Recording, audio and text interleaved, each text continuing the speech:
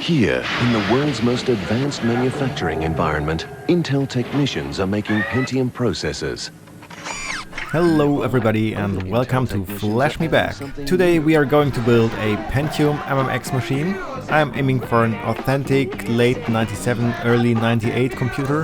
And I actually have most of the parts together, but I just received a package with the last remaining ingredient, so let's take a look at that.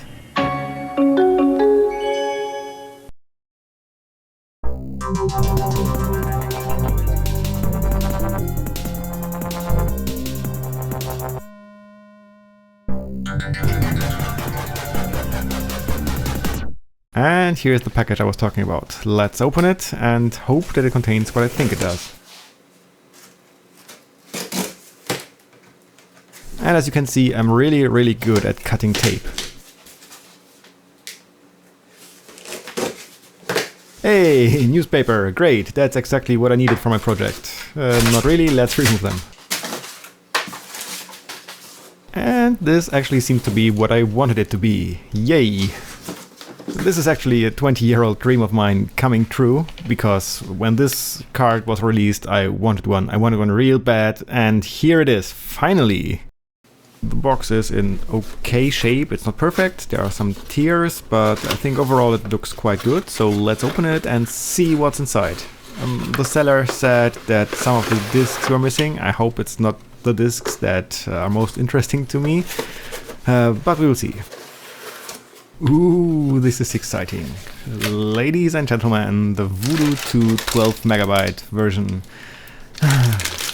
Finally. I want to hug it, but I'm actually afraid of destroying it with an electrostatic discharge, so I'm not doing any of that. Someone seems to have removed some kind of sticky here, but I don't really care. It's so beautiful. So what else do we have here? This seems to be installation instructions, which was a bit interesting for the Voodoo 2, but we'll get to that later. Discs. What do we have here? This seems to be the driver disc. And two games. Ultimate Race Pro, which I've never heard of, and Actua Soccer, which I haven't heard of either, and I'm not a big fan of sports games, so who cares about that? Sadly, one of the discs that I was really interested in was the version of Incoming. I don't think it was a very popular game, but I have a lot of nostalgia for that one. That's the pass-through cable that sends the 2D video signal from the VGA card to the Voodoo card. This end goes into the VGA card, and this one goes into the Voodoo, and in 2D mode the Voodoo card will just output the signal that it gets from the VGA card, and in 3D mode it will output its own signal. Okay, quick start manual in many languages, very interesting. That's the SLI cable that you need to connect to Voodoo cards so that you get higher performance. I'll explain more about that later. Some more paper stuff, let's see what we have here. First, the manual for Ultimate Race Pro. That seems to be an actual booklet with many pages. Compare that to the manual of Actua Soccer, which is just a thin piece of paper. Creative Technical Services, contacts, not very interesting. Oh, this looks important. Let's have a closer look. It actually says important right here, so it must be important, right? Warranty registration card. I know some people have fun sending those in, but I don't think I will do any of that. Okay, I was lying a bit. There's a second package that I want to open now. Let's see what's inside there. Let's cut the tape.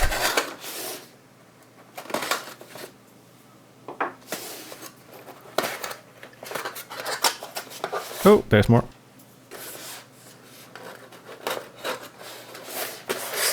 Okay, that's all.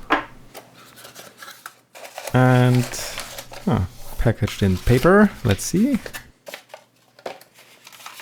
Okay, also anti-static back. I was a bit afraid for a moment. You wouldn't believe in what kind of packaging I've gotten electronics already. And it's exactly what I was hoping it would be. Take a look at this. A second Voodoo 2. Scan line interleave. That's what we're going to do. Yeah. That's a different brand, but I think as long as both use the 3DFX reference layout, it should all work fine. And yeah, I think the card looks pretty good. Let's hope it works.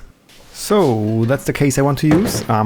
This one looks almost exactly like one I had when I was a kid. It had the same buttons in the same color. Just this speed indicator was only 2 digits instead of 3. And I had the mini tower version, not the big tower that I have here now. It kind of seems like these two drive bay covers do not belong to this computer. They have a slightly different shape and color. The same goes for this 3.5-inch cover. It's much darker, and it actually looks and feels like it's some kind of metal. I've never seen anything like that. There are some blobs of dried paint here. That's easy to fix though. There's some corrosion on the serial ports and down here below the extension slots. But at least there don't seem to be any major scratches on the paint of the metal shell. That's not so common on those very old things because they usually get shoved around a lot, so yeah, cool. Time to open it up and take a look inside. There seem to be more parts loose in there than usual, not only the cables. Because it's making some metal on metal noises. So let's see what's going on there. Those screws are not the usual UNC number 6. They're a bit bigger. Back in the day they used all kinds of screws, I assume. Today most cases use the same kind of threading. Careful when opening some of these older cases. They may have very sharp edges and you don't want to cut your finger, right? Oh, and that's the reason why we had this rattling noise. So this is the 3.5-inch drive bay and the PC speaker. And they belong in here like this. The screws seem to be missing, but I should have plenty of those. Yeah, this switchboard for the CPU frequency display in the front, that's loose. There's some sticky tape here, but it doesn't seem to be very sticky anymore. So yeah, I'll replace that. Yeah, I think the first thing I'll do is get rid of those nicotine stains on the back and yellowing on the plastic. And I think I'll also clean the inside of the power supply, as well as all the small plastic and metal parts in the case. Alright, let's talk about the other hardware I'm going to use in this build. First, the mainboard. I picked it up for free from some guy who wanted to trash it. It came together with the CPU we are going to use. It's actually a pretty versatile mainboard. It supports ATX and AT power supplies. It uses an AT keyboard plug and also supports PS2 mice, which the case doesn't have a hole for. So luckily it also has a connector for an external PS2 jack. And it also supports both the newer SD-RAM DIMMs and also older EDO-RAM SIMMs. And I think we'll be using SD-RAM because it's basically just faster than the EDO-RAM. One problem with this mainboard is that it only has 4 PCI slots, which is a problem because we'll be using 3 of those for the graphics cards alone, 1 for the 2D card and 2 for the Voodoo cards. And that means we only have 1 slot left. And I was hoping to get a network adapter and USB ports installed in there, but apparently we will have to decide for one of those. And I think I will first go with the Ethernet card because USB is not strictly necessary in a 1997 computer. And eventually I hope to get an ISA network adapter so that I can use that and then install the USB ports instead. Here we have the external PS2 jack and the parallel port. The mainboard also has an internal audio adapter or sound card.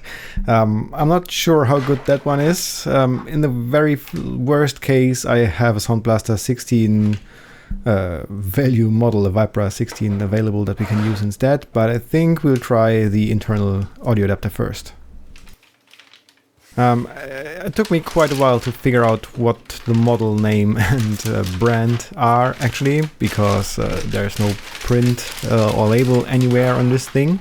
But when googling for it, and especially for this PCI chipset TX Pro, which is just a relabeled chip from a different brand, and it was apparently relabeled to TX because Intel's TX chipset was very popular at the time and was supposedly a very good chipset for Pentium machines. So they relabeled those chips to TX Pro to basically trick people into buying them, but apparently those chips were not really bad either. I couldn't really find out when this specific mainboard model was released, but I checked all the chips on the board, and the latest production date that I could find is the second week of 1998, which is on the sound chip and on the level 2 cache. And therefore, I believe it's safe to assume that this mainboard was probably available late 1997. But if you know more, please let me know. Next, we have the CPU. As the title of the video probably told you, this is an Intel Pentium MMX 233 MHz. This is actually the very last Pentium MMX model that was ever released by Intel. That was actually in 1997. By the way, the only difference between this Pentium MMX and the early Pentium 2 models is, besides the different form factor, that the Pentium 2 included the level 2 cache in the package and this older MMX does not. So the Pentium 2's cache is actually running faster than level 2 cache on the mainboard, but our mainboard has twice as much level 2 cache as Pentium 2 has, so I'm not really sure which one will be faster. But at least this mainboard was marketed as high performance and has twice as much cache as most Socket 7 mainboards from that time. So we'll see. I also got the second generation Pentium 100 without MMX, obviously, years ago, and I never had the chance to test it, but this will finally be my chance to see if it actually works.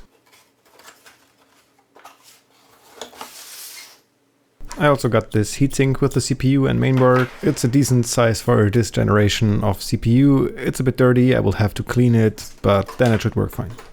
Of course, we will also need some memory for this machine.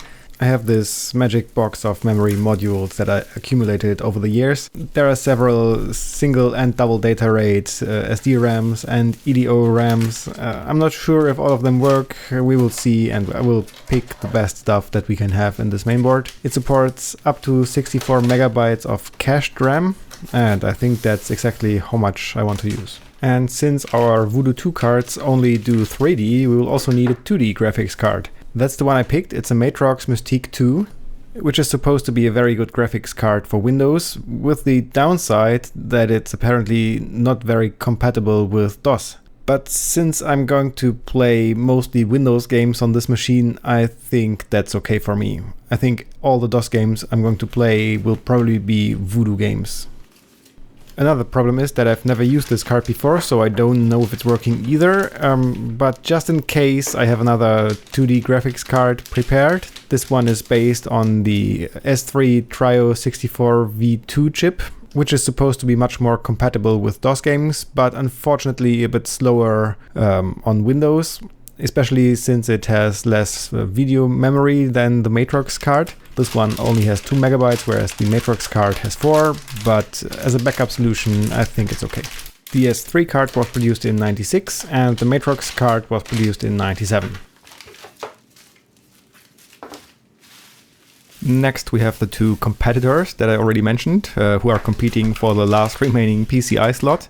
The first one that we are probably most likely to use in this build is the Ethernet controller. It's a Davicom DM9102, which as far as I can tell was probably released in 1999, so it's a bit too new for our project anyway.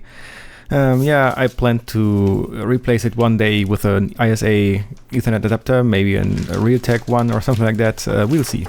And the other one is the USB controller. It's an Opti-Firelink 81C861, which according to my Google search was most likely released in 1998. But since we don't have a PCI slot for it at the moment anyway, this one will have to wait. And the last card, which is luckily an ISA card, is the Sound Blaster 16 value model, the Vibra 16C, which is basically just a plug-and-play version of the Sound Blaster. I'm not sure if it's lacking any features, but yeah, we're using this as a backup only in case that the internal audio adapter doesn't really work. But if we have to, this one was made in 1996, so that would be perfect for the build. 3.5-inch floppy, I think not much to say about that. The specific one was made by Sony in, I think, 1998, but those were around since the 80s, so who cares really. I'll give it a good clean on the front panel and on the read heads, but besides that, there's nothing special about it. The hard disk we're going to use is completely anachronistic. This one is a 60 gigabyte model, which were not around until several years after 1997. The mainboard should support up to 8.4 gigabytes, but in the past I've had some problems with bigger drives on older BIOSes where they would prevent the whole system from booting. I was able to fix that by setting the jumper that reduces the reported size of the drive to 32 gigabytes. I hope that will help in this case, and that we can use the drive this way. It's relatively hard to get working old HDDs nowadays. All the mechanical parts just make them die and they become unusable after a while, so I won't bother trying to find a drive that was available in 1997 because that's actually pointless, I think. I got this one for free from a coworker, thanks for that, and let's hope it works in this computer.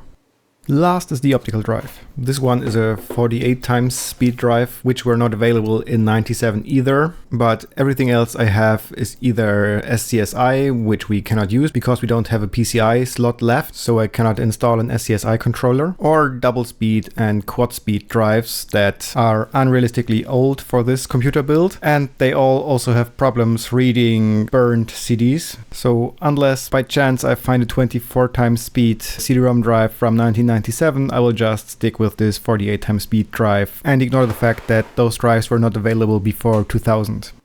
And here's all the hardware that was not actually available in 1997. It's the cd-rom drive, the hard disk, and the Ethernet controller, and maybe in the future the USB controller. If we have very bad luck, we may have to use PC100 memory, which was only introduced in 1998, but since I don't know yet which of the DIMMs I have will actually work, that may be required. Of course, we will also need lots of cables, but I am well prepared for that. I think we should find everything we need in this box. Okay, quick recap of the hardware before we get started. We have our high-performance mainboard, the Pentium MMX, some kind of RAM, a way too big hard disk, floppy drive, way too fast cd-rom drive, a slightly too new network card, our fancy 2D Matrox Mystique graphics card, and let's not forget the Voodoo 2 graphics card or the other one. Okay, time to get working on the thing. The first thing I'm going to do is clean the case very thoroughly to get rid of all the nicotine stains and dust and whatever. The first step for that is to remove the front panel so that I can completely clean that. I just have to remove all the screws that connect the front panel to the metal frame, and then I'm good to remove it. Getting all the cables through there was a bit annoying, but in the end not really difficult. There wasn't too much dust in the front panel, but with all the other dirt on the outside especially, it still makes sense to wash it completely. In order to remove the power supply, I have to unscrew the power switch in the front of the case and also this ground wire. And then I just have to remove the screws in the back of the case and can take out the power supply. Just a few more metal parts like this one, which has some heavy corrosion that we'll have to deal with somehow. And those serial ports, and we're done. These are also pretty corroded, so maybe we'll treat both the metal parts and the serial ports. Before we can actually clean the front panel, we have to remove all the smaller plastic parts, like these drive bay covers, as well as all the electric components like this speed display and the buttons and LEDs. And while most of them were pretty easy to remove, the big ferrite which the cables are routed through was actually glued on with the biggest blob of hot glue that I've ever seen in my entire life, and it took me several minutes to remove it completely, and I had to use a knife to remove stuff and cut through the huge blob of hot glue beneath the ferrite.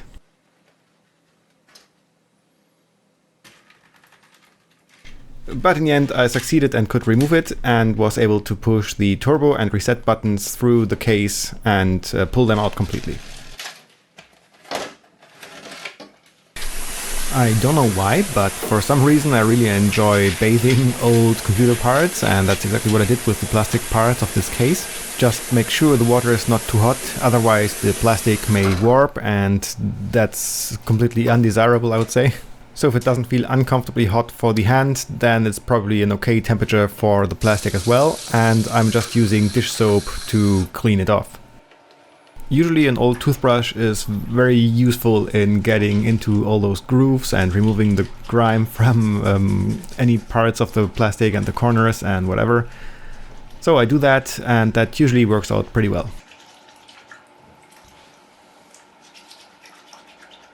Larger parts like the front panel can sometimes be a bit annoying and take some time, but the result is usually worth it.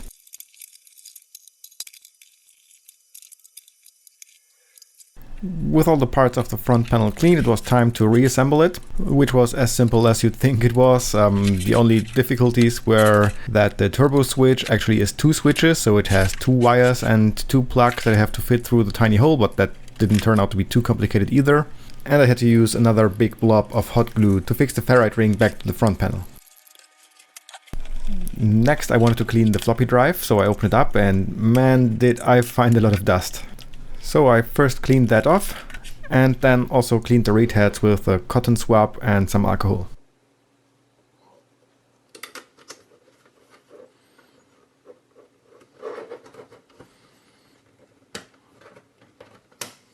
Of course, I also cleaned the cd-rom drive from the outside and the inside and reassembled it.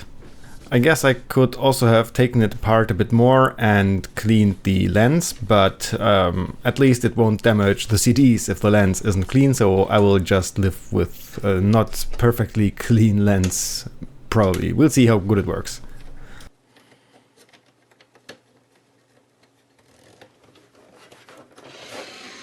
Next, it was time to deal with the corroded parts of the case and the connectors. And I've seen a few times in other people's videos that vinegar seems to work well against corrosion on, or at least oxidized metal parts. So I decided to try that, and I went with 25% distilled white vinegar. I just put the metal parts and the connector into the vinegar, and after 5 minutes it was already done. I just rubbed them off and then rinsed them with clean water, and while you can still see where the corrosion was, it looks a lot better now, and should also stop eating away on the metal. One big disadvantage of this method though is that your room will smell like vinegar for the rest of the day, and you should wear gloves. That's something I learned the hard way, because your fingers will smell like vinegar for days. After that, I wanted to get rid of the nicotine stains on the back of the case mostly, and I tried several methods. I started with alcohol, which had a small effect, as you can see on the cotton pad here, but it didn't really change anything in the way the case looked. So next I tried soap water, which I was told was great for nicotine because that's kind of an oily substance, and that didn't have any effect at all, not even visible on the cotton pad. So I experimented with vinegar again, and that worked great. I just put a few drops onto the case where it's very yellow, and after a few seconds already you could see that the nicotine yellow was removed. The downside of this method, of course, is that it leaves you with another problem, and that is a sticky vinegar nicotine mixture on your case, but that was easy to remove with some alcohol. The last piece of hardware that required cleaning was the power supply, because I could already see from the outside that the fan was sticky with yellow dust and stuff like that, so I opened it up and took a look inside, and I even found a small friend living in there. I decided to remove the fan so that I could clean it separately and get better access to the rest of the PSU. And so I just used a cotton pad again with some alcohol and made sure I reached all the blades of the fan to clean it thoroughly. I took the rest of the PSU outside to clean it with some compressed air, and I tried to film it, but look at the result. I was not very successful with that, but the PSU itself turned out quite okay. So I just rubbed off the rest of the dirt with another cotton pad and some alcohol again, and then started reassembling the whole power supply.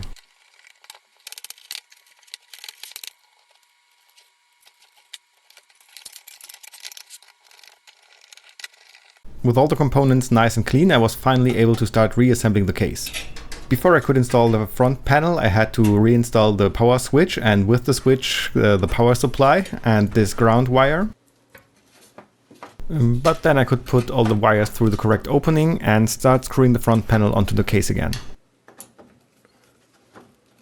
When I was done with that, I wanted to set up the speed indicator display, but I realized I didn't even know where any of the connectors went and how the jumper layout was for this thing, and so I went to the internet and I looked for a manual for this specific model, but I couldn't find any. So I started poking around and just experimenting with it, because I thought, hey, it's only 5 volts, what could possibly go wrong? I mean, it's only passive components, no semiconductors or anything, but then I saw and smelled smoke. And when I took a closer look, I realized that I burned one of the traces on the PCB. And it also seemed like one of the pins had almost desoldered itself, but that could have been there before, I don't know. So I had to fix that before I could use it actually. I replaced the broken trace with a small piece of wire, and I also resoldered this almost desoldered pin.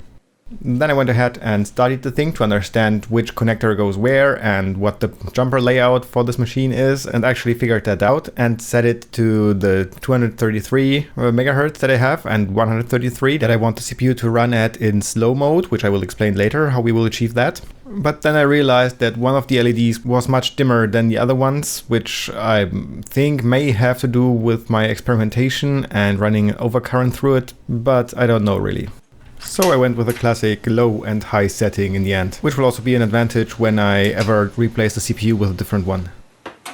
Almost done with the case. Just need to install the remaining metal parts, and I also decided to route the power switch cable behind the mainboard baseplate, so to say, because there's more than enough space between the frame and the outer hull. Now only the drive caddy was left, which I hooked into the frame and fastened it with 2 screws.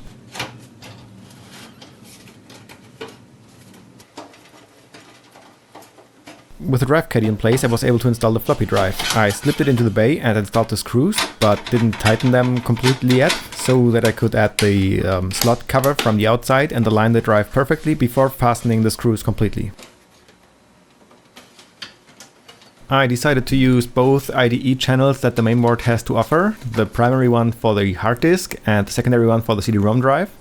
So we will have to jumper both drives to master. Each IDE channel can support up to 2 drives of different kinds, but each of them has to be given either the designation master or slave, which are very misleading terms because there is no connection between the master drive and the slave drive. So they can also be called drive 0 and drive 1, but for, I assume, historical reasons, they are still called master and slave. Whenever there's only one drive on a channel, you have to jumper that drive to master. The hard drive has another jumper that says limit drive capacity to 32 gigabytes, and that is useful for very old BIOSes that have problems with larger drives. In some cases they would just refuse to boot or to detect the drive, and many different things can happen. I had to use it on my Pentium 2 machine with an 80 gigabyte hard disk, but if we'll have to use it on this machine, we will see. Before using our freshly cleaned power supply for any of our precious hardware though, I wanted to see if the voltage levels are okay. At first I tested it without any load and it showed only 10 volts on the 12 volt line, which is way too low, but then I remembered that a friend had told me recently that without load those old power supplies could provide a way too low voltage, so I added 2 old and broken drives that I didn't care too much about if they were fried, but the voltages seemed to be okay. I realized there wasn't enough space below the drive caddy to install the mainboard easily, so I removed the caddy again and then tried to figure out which of the drill holes in the mainboard would be suitable for a screw and for which ones I would have to use a plastic spacer. And it turns out only 2 of the holes can be used with screws and the rest will be held in place by 3 plastic spacers. That's not very much, and later you will see that the mainboard warps a bit and we have to be very careful when inserting extension cards or memory. I don't have one of those fancy tools that you can use to screw the distancers into the backplate, so I'm using a pair of pliers instead. They work just as well. I'm also using those little red paper insulation rings. I don't think they are strictly necessary, but they don't hurt either.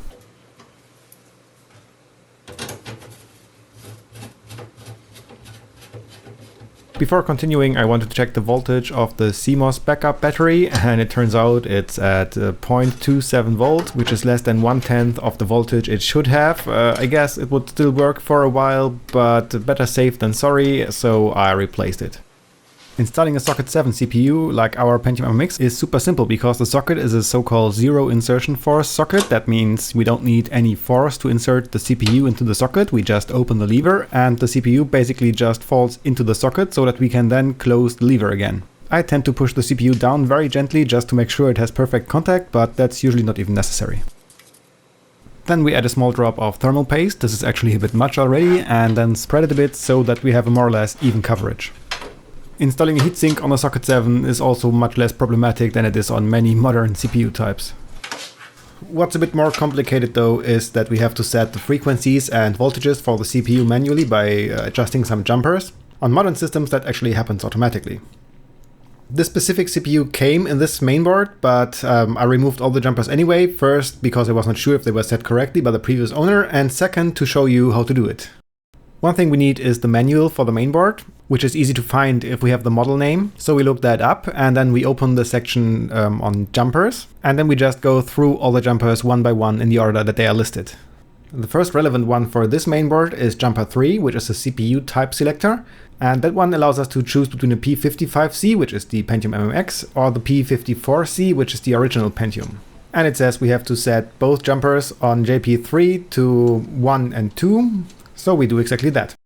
Next on this mainboard is JP6, which is the CPU core voltage selector. So the first thing we have to find out is the voltage that our CPU actually needs. And in the case of the Pentium MMX, it's actually printed on the bottom, and it's usually 2.8 volts. If you don't have that printed on your CPU, then you might have to look it up on the internet. So the manual says for 2.8 volts, we have to set jumpers in positions E and F, so let's do it. The next two sets of jumpers select the speed of the CPU. One of them sets the frequency of the frontside bus, which is the connection between the CPU and the rest of the system, basically, between the PCI and the memory interfaces. And the second one is a multiplier that says how many times that frequency the CPU uses internally. In the manual, those two are in the opposite order, so we start with the clock speed selector. And since our 233 MHz CPU needs a 66 MHz frontside bus and a 3.5 times multiplier, we will have to set jumpers in positions 1, 2 for A and B. And we get a 66 MHz frontside bus by just installing a jumper in location B of JP7. This mainboard has an additional jumper that enables or disables the internal sound card, and we enable it by making sure we have no jumper on JP9. So, time for a quick first check. The first thing I do is I plug in the PC speaker, because that will allow me to hear any error beep codes that the system might produce. Then I install the Matrox graphics card, which I'm not sure if it will work, but we will see in a very short while. And because of the very few spacers that we have in the case between the backplate and the mainboard, it actually warps a bit, so I have to support it with my hand, but in the end it all worked fine. With the power supply connectors for the mainboard, you have to be a bit careful to not actually swap them, because they have the same shape both, so the trick is just to always make sure that the black wires always are in the center. I didn't find any PC66 memory, so we're going to use PC100, but those are backwards compatible, so no problem here, but we also have to support the mainboard because it's warping again.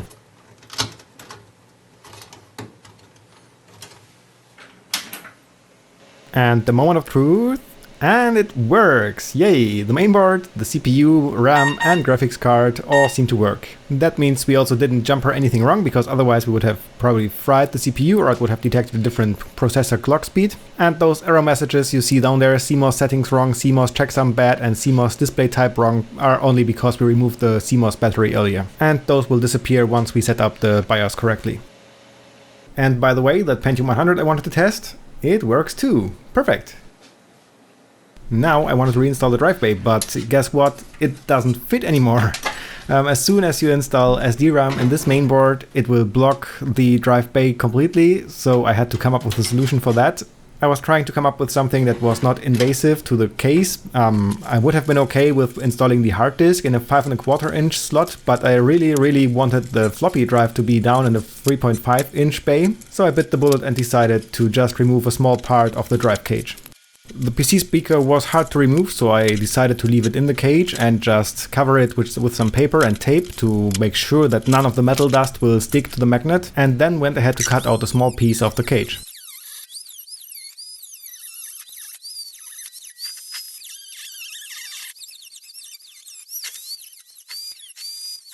Of course, I also deburred the new edges because I don't want to cut my finger, and finally reinstalled it into the case.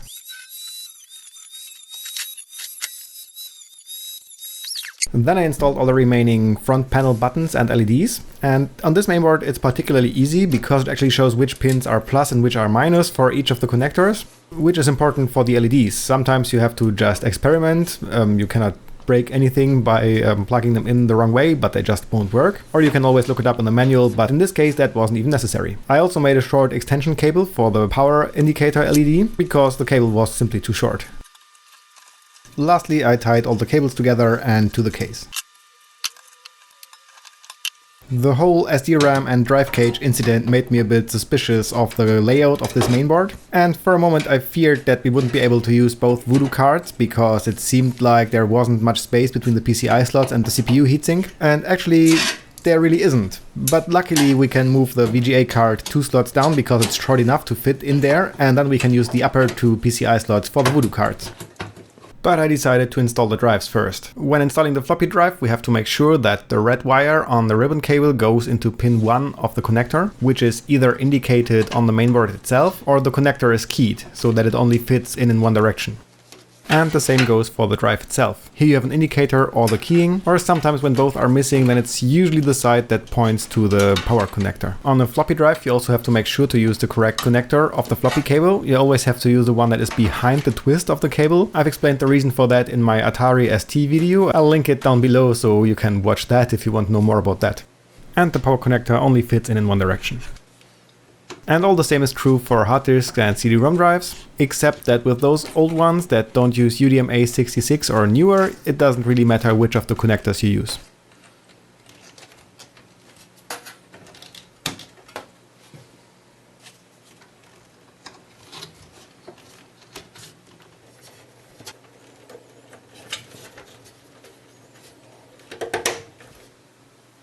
And just to make everything look better, I tied the cables together. So with that all done, it was time to set up everything that goes to the back of the computer. So I started with the serial ports and the PS2 connector and parallel port. And then continued by installing the audio and game port jacks. All that was really missing now were the extension cards, like the Voodoo cards, which I installed into the PCI slots that I had pre-allocated for them.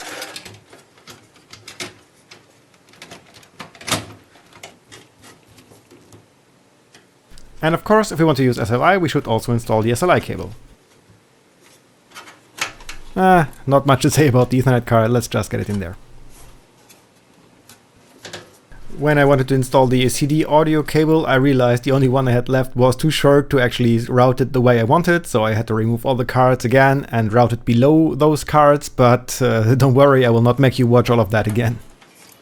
And this is how you install the Voodoo loopback cable. You go from your VGA card's output into the input of the Voodoo card, and then you connect your monitor to the output of the same Voodoo card. With the hardware all set up, I could finally start installing the software.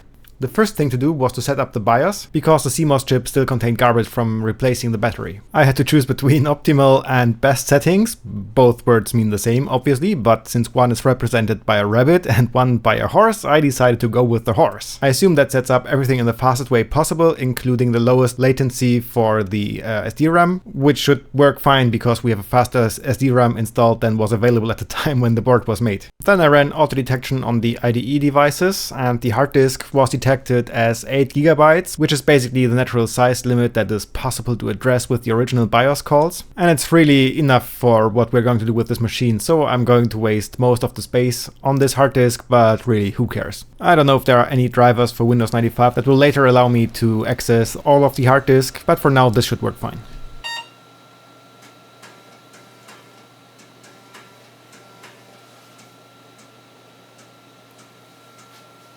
Finally time to boot Windows. Well, at least the DOS interface of Windows 95, which is still based on DOS. That's where you have to do all the preparatory steps for Windows setup, including partitioning the hard disk and formatting it. And while this BIOS is technically able to boot from CD, Windows 95 setup isn't. Step 1 is to start the fdisk utility, which will allow us to partition the hard disk. And since we're installing Windows 95B, it has support for FAT32, which allows us to have partitions bigger than 512 megabytes, but which cannot be used with older versions of Windows or DOS, and that's what this warning is about. But since we're not going to do that, we're just enabling large disk support and continue. Then we create a single partition using up all the space on the hard disk, or at least the space that was detected by the BIOS, and reboot. During reboot, DOS reads the new partition table and enables drive C, which is the new partition we just created, but we still have to format it, and that's what I'm doing. This would usually take about 10 minutes for a partition of that size, but sadly halfway through it detects some bad sectors and tries to correct them, which it doesn't succeed in, but which took about half an hour anyway. which means we're losing a bit more of the space on the hard disk, and it also means the disk is probably not as reliable as I would like it to be, and it might even get worse over time. So I'm considering replacing the hard disk with a compact flash card, but for now I'm trying to go with the hard disk. In the end, it says we lost about 1 megabyte to bad sectors, which I can live with for now. Alright, time to start the actual Windows 95 setup program, which first checks the freshly formatted hard disk and then starts the install assistant. Welcome to Windows 95 setup. Setup is preparing Windows 95 setup, blah blah blah. I'm going to cut out all the boring parts of this. Or at least speed them up significantly. We're going to install to the default location of C Windows, because I've basically never seen anything else. But none of these setup options make sense today, so we're going with a custom install. We'll try to let setup detect all the hardware we have, but we're not going to let it search for any network or multimedia adapters. Mostly because I don't have a driver disk ready and I will have to unpack some drivers later. Select components allows us to enable or disable parts of Windows to be installed, and I'm removing everything that doesn't make much sense for me or today, which is the accessibility options or everything that has to do with dial-up networking. But at the same time, I'm enabling everything that is fun, like screensavers and multimedia and graphics themes. I'll leave all the network installation for later when we have actual network drivers installed. But I do set the keyboard layout to German because I'm using a German keyboard, obviously, and I'm setting the region settings to Germany as well. Interestingly, Windows 95 thinks that regional settings are devices, but well, I guess Windows knows better than I do. No, I do not want a startup disk. And after all that, it finally starts copying everything to my hard disk. A quick reboot and we're getting ready to run Windows 95 for the first time. Which also means it has to set up a lot more stuff. And it also asks for my time zone, which I guess there's a good reason for to do it now and not before when it asked for all the other regional settings, but what do I know. One more reboot and we're about to enter the real Windows 95 desktop. And there we are, welcome to Windows 95. Interestingly, almost all of those tips deal with the start button and what great things you can do with it. Before doing anything else with the computer, I would like to install the correct VGA driver, because the 16 color mode just looks terrible on Windows 95. So let's first open the device manager. We do that by right-clicking on my computer and selecting Properties, and then going to the Device Manager tab. Then we can find the graphics adapter in the device tree. Then we select it, go to Properties, then Driver and Update Driver. Then I usually just let Windows search for a driver, even though I'm pretty sure it won't find one. It starts looking for the driver on the floppy drive. Of course, it doesn't find anything because there's no floppy in there, obviously. So we can select Other Locations and browse for the directory that I unpacked the driver to. And now comes the fun part, because Windows doesn't even realize that the driver is in the same directory as the driver information file that it selected, and asks me to insert disk labels Matrox, Millennium, Mystique and so on driver disk, and then for some reason always tries to find them in the directory where the Windows 95 install files were located during installation, which was on drive R, because that's where the boot floppy put the cd-rom drive. So we browse again for the correct directory, and suddenly Windows forgot about long file names, so we only get those DOS file names in 8.3 convention. That's very funny. Anyway, we confirm everything, and then we actually have to reboot to enable the driver. Windows is asking for reboots after every single driver and in many other cases, but this is one of the cases where it actually makes sense to reboot. Yeah, and after reboot, the darker desktop background color already gives away that the installation has worked, and all we have to do is set a proper screen resolution. Of course, Windows suggests to reboot because we changed the resolution, but at least that's optional. Okay, time to install the remaining device drivers. I'll spare you the details because it's basically the same thing over and over again.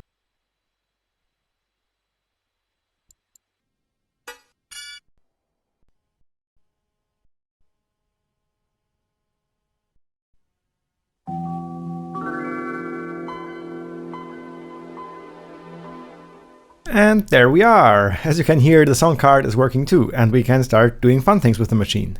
And even those are two unmatched Voodoo 2 cards, the fast Voodoo 2 driver actually detects them both and enables SLI. If you paid attention, then you might know that there's one hardware task left to do, and that is to get the turbo button working actually. As I mentioned before, the mainboard doesn't really have a turbo switch connector, but there's one weird trick that we can try. And that is, if you take a look at the CPU internal clock speed selector, then you will see that we can switch between 3.5 times and 2 times multiplication by only closing either one or the other jumper. And luckily the turbo switch on this case does exactly that. It connects the center pin to either of the 2 other pins. I was hoping this would allow me to change between turbo and slow mode while the system is running, but as it turns out, it only works when the machine is powered off. But better than nothing, I guess. One of the things I always do with Intel compatible machines is to run top bench, just to see if the performance measurement matches my expectations. And in this case, it actually slightly exceeds my expectations. So top bench classifies my system as fast as a Celeron 366 MHz, even though we are only on 233 MHz. I guess that's probably because of the large cache that we have. Now that we know that, let's see what the turbo switch does. And the first thing we notice is that the BIOS now shows the CPU as 133 MHz, which is exactly what I expected. And now Topbench estimates the speed at 150 MHz, which is still slightly faster than it actually is, which again I think might have to do with the large L2 cache that we have. One thing I really wanted to know is how this machine would hold up in 3D Mark 99 Max, which is a graphics benchmark that I used to run on all my machines back in the day, though none of them were as old as this MMX computer, but none of them had 2 Voodoo cards either, so I was curious to see what would happen. And to confirm that the SLI actually works, I'm going to run a 1024 by 768 graphics mode, because that is actually only possible in SLI. And while the results are not actually overwhelming, I think the fact that most of the hardware in the computer is almost 2 years older than this benchmark, I think it's holding up quite okay.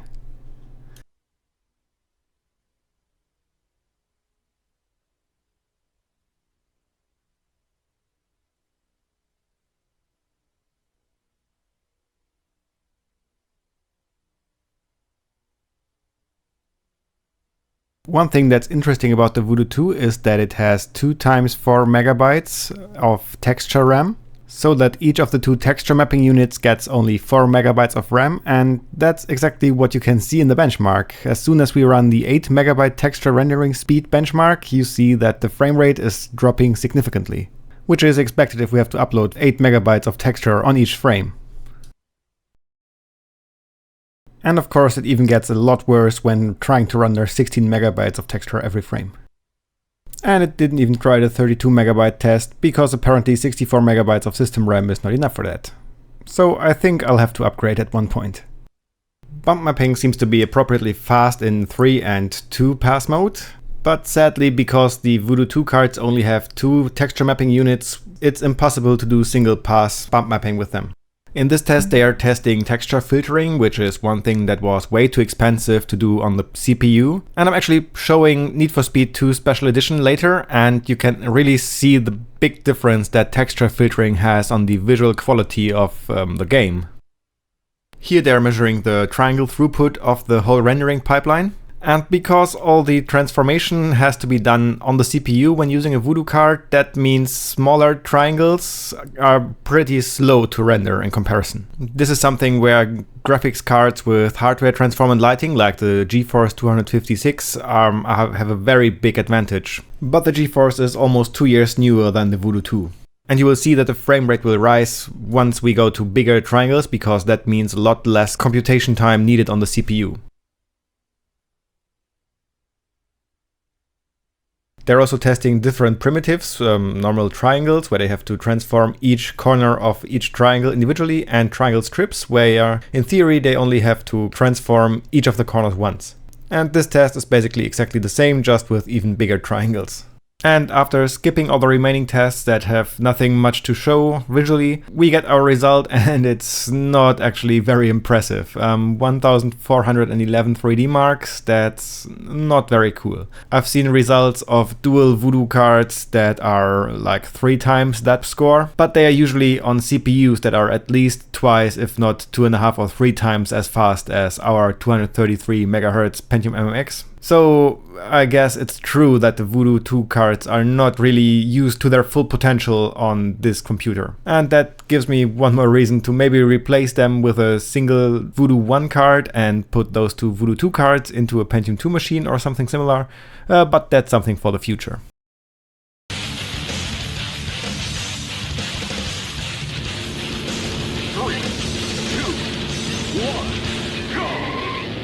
Okay, as promised, we're trying Need for Speed 2 Special Edition, which is a very good candidate because it has a software renderer and a dedicated 3dfx glide renderer, which has some additional effects.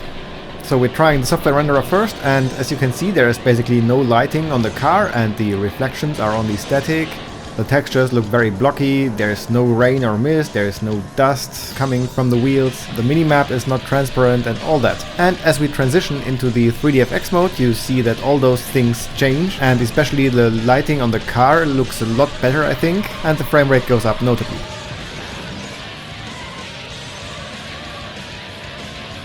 And apparently using a Voodoo card frees up so many resources that the game can actually give us a rear view mirror now. So all in all, this is a completely new game with the Voodoo card installed, and back in the day when I was young, I was really envying my friends who had a Voodoo card to play this game like this and not in the stupid, boring software renderer mode that I had, but it was fun nonetheless.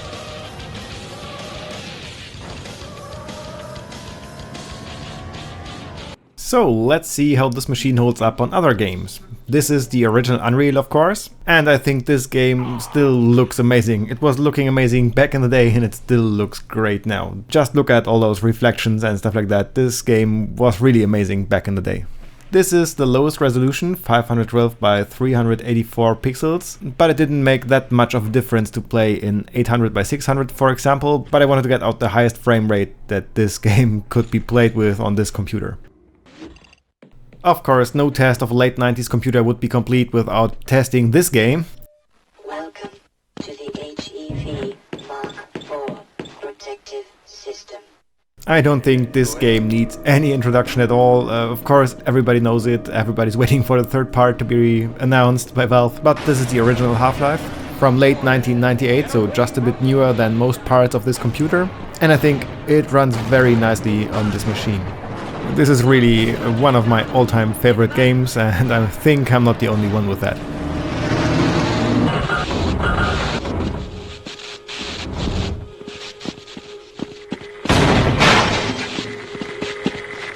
Then I wanted to try Quake 2, which this computer is basically perfect for in theory, but listen to the sound.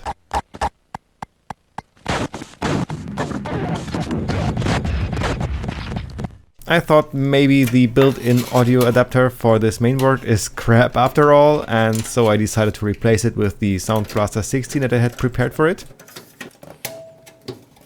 And that actually solved the problem, and now the game looks and sounds fantastic.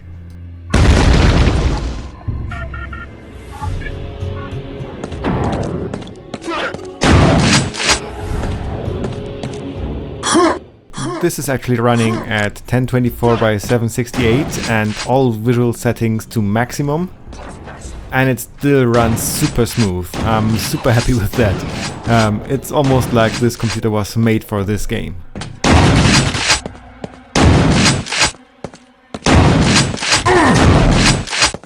And in the end I also played some online deathmatch against my friend Sorceress, who challenged me to it, and the game was actually hosted on this little computer that we just built, so it's even fast enough for playing and hosting a Quake 2 game at the same time. Yeah, I'm really happy with that.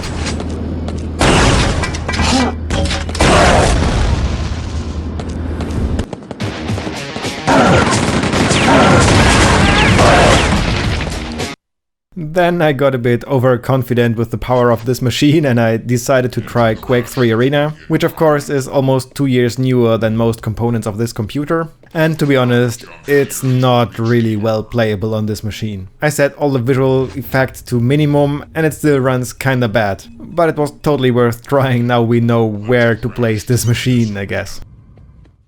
So yeah, that's it for this video, I guess. Overall, I'm very happy with the results of this computer. If you had as much fun watching the video as I had making it, then please consider commenting, liking, sharing and subscribing. Also to my Twitter that you can see down there. Yeah, Thanks for watching, bye!